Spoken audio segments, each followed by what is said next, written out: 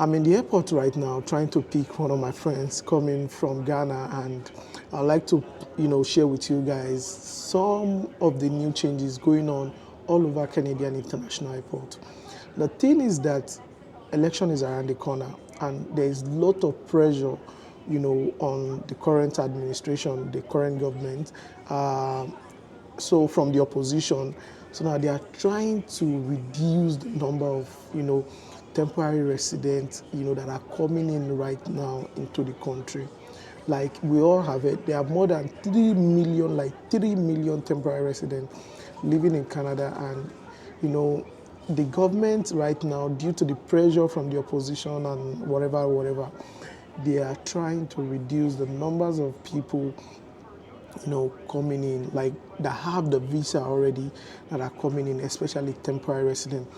So now, if you're coming into the country on a visitor's visa, on a tourist visa, on a student visa, on a foreign work permit visa, try and get every information you use, during your application, during your visa application process. If you use an agent like a visa consultant, try as much as possible to get those documents your visa consultant use or your agent use during the process, because those documents, those story, those letters, every document you submit may be used against you. So now at the point of entering, and it is better to understand, to have this thing ready, to know what you write, to know what is included inside your application, than to be caught on fresh.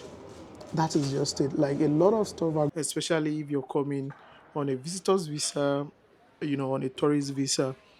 If you do your application yourself, DIY, you are safe at least on that, because you will be able to answer one or two things you input during your application.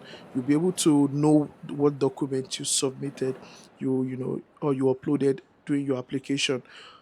But if you use, for those of us, those people that use agents, those visa consultant and all that, that you don't know what was uploaded, what was input in your application, try as much as possible.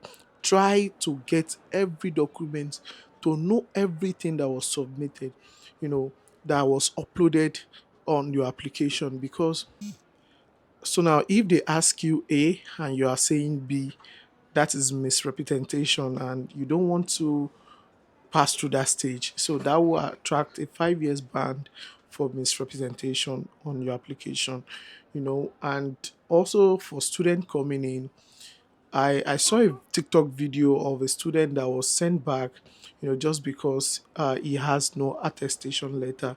This he said on the video that he got his visa last year, winter, for the winter section for last year, and due to one or two reasons, he was unable to make it down to to school last year, and right now, so he decided to come join in the May section, that is this month, to join the school.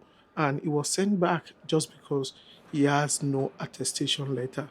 And I saw a Reddit post of someone that was delayed for more than 12 hours just for the immigration to confirm his application from the school, to confirm his story, from the school.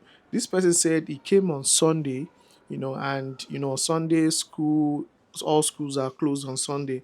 So now, and the immigration told him to wait till Monday, just for them to confirm all his story. One thing is that secondary inspection is not anyhow. So they will confirm, they will interrogate you. So because anything can happen, so you will think that okay, everything is going, it's fine. I've passed through those that stages before, and I know how it feels. You will see people crying beside you. You will see people laughing. You will see people that have been handcuffed just because maybe they carried one drug or one thing, or one, they are looking for different things. So now happens in secondary inspection. I've passed through it, so I know how it feels. So nobody knows their fate. when it comes to secondary inspection. You think that all is well, and they'll just come up with some. 2 out of 10 international students are ending up claiming asylum. So now the focus right now is on international students.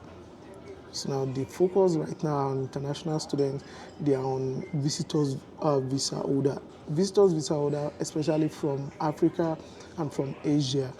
So there's this belief that most of them are here to claim asylum or to look for work. So that is just it. They believe that most visitors order from Africa, from Asia, are here to source, to look for an alternative if they can get a work visa, LMIA, whatsoever. And at the end of the day, if they are unable to get an LMIA, they end up claiming asylum. So now, and the thing is, if they see that you've paid your school fee as a student, like you've paid your tuition fee, you're clean, they are going to check your phone. So now they have the right to check your phone, and that is for the visitor's visa. So now they can check anybody's phone though. So now for visitors visa, they always check phones. So now before, checking a phone is once in a blue moon, like you hardly hear Canadian. So checking of phones is for US. Most US immigration, what's it called? They always check people's phone, like what if they suspect anything. But Canada is always free. They don't care at the immigration. So now, but right now, they are now checking phones. They are now checking people's phones to see if you've said something or you've chatted with someone. To see if your last 3-4 days conversation with people. That is what they are looking for. And if you say no, the thing is that it's optional. You can decide to say no. You don't want them to check your phone, but they will send you back. If you say no, that means they have the right to send you back to your country, and cancelled your visa. So you are going to lose your status, try again, or you allow them to check your device. So now it is very, very, very hard right now for most students coming in that you've not paid your school fee, you've not, get yourself an apartment where to live, or maybe your last 3-4 days conversation with people is how you can get a job. Please let me get a job. Let me get a job in Canada. Let me get a job. Please, I need a job. When I land, I need something to do. Blah blah blah. These are the things they're going to check. So now, so many things, they know how to check them. They have been trained to search for keywords. So now it's keywords like job. So like so many things like that. So they have been trained with some specific keywords that people use like that. And this is not about, okay, my country, they can't understand my language. They have so many people. Like right now there's translator whereby they can just use their own phone to read your conversation and to translate to English.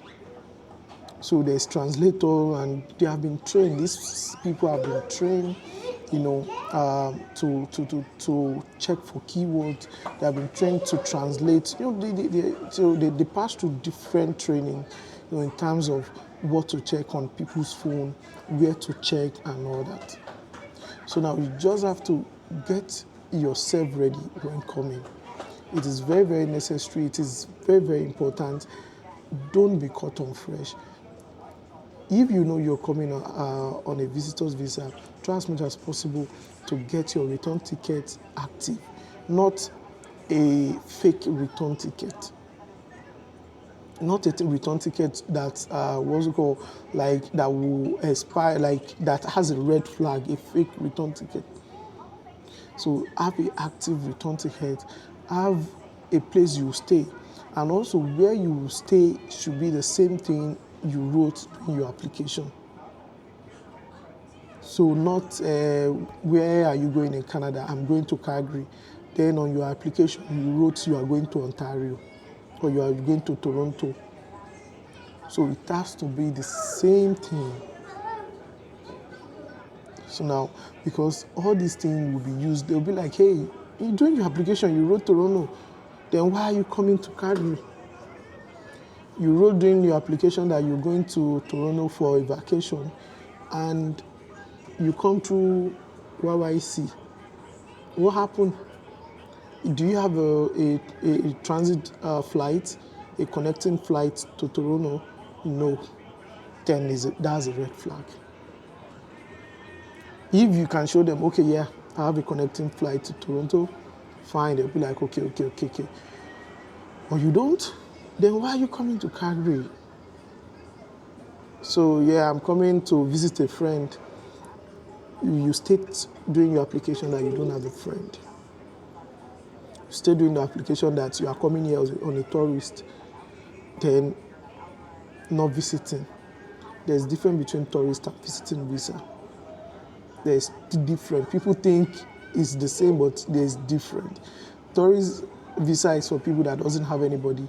Visiting is visiting, like you're coming here to visit someone, your family, your friends. So now, everything should be the same. Like what you wrote on your visa, what you wrote during your application should be the same. And this is for students, this is for people coming in on a temporary visa. Don't be caught on fresh. Like, don't be caught on fresh.